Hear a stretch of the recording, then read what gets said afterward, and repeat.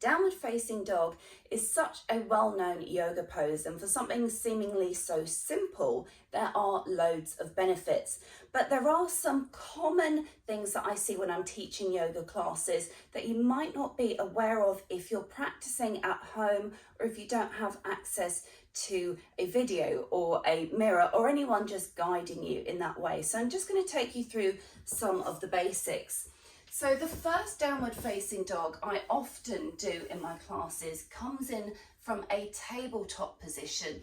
This way I can really focus on the upper body. So from here I tuck the toes and focus on taking that tailbone to the ceiling.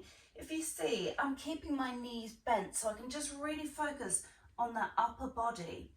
From here, I can move my feet back and then slowly start to pedal the heels down to the ground. And then from there, still keeping the knees bent if I need to, I'm just pressing the chest to the thighs. Now that's one of the really important factors. Quite often you can get a round back because people are so focused on keeping the legs straight. You can often get this slightly rounded position, whereas if you have the knees bent, you can really allow that opening of the shoulders and the upper back. One of the best ways to find this feeling is to actually use a chair or a table.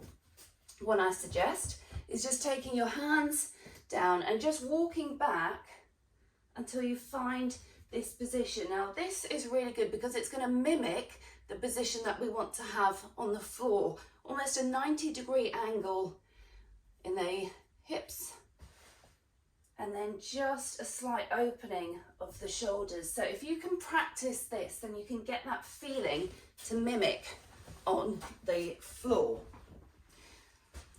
If you have very open shoulders, then you do need to be a little bit more cautious. And I'll just demonstrate here.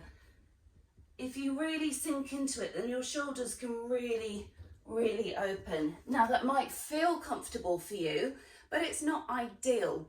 So what we can focus on here is drawing the navel slightly in towards the spine. So we're not really sucking in for dear life, just drawing it in to give you a little bit more stability, and then you're less likely to just sink back. We can keep the pose a little bit more active.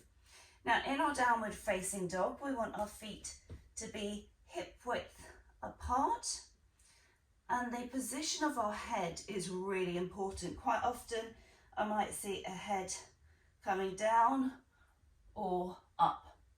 We want to keep the head in line with the rest of the spine, and a really good way to find that neutral head position is if you take your head from side to side, your ears should touch the upper arms.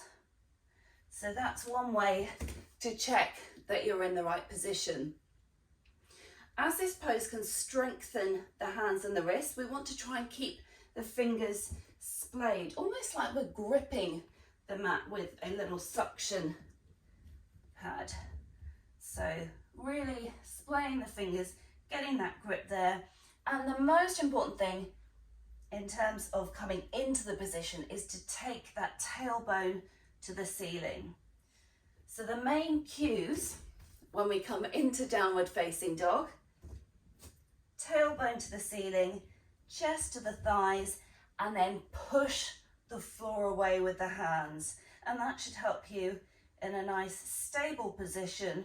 Remember, you can check position of the head. If your feet are a little bit too wide, you can adjust them. And then whether you're in a sun salutation, coming up out of the position, or just resting down. So take those tips. Hopefully that will help to improve your downward facing dog. It's such a wonderful pose. Have a great yoga session.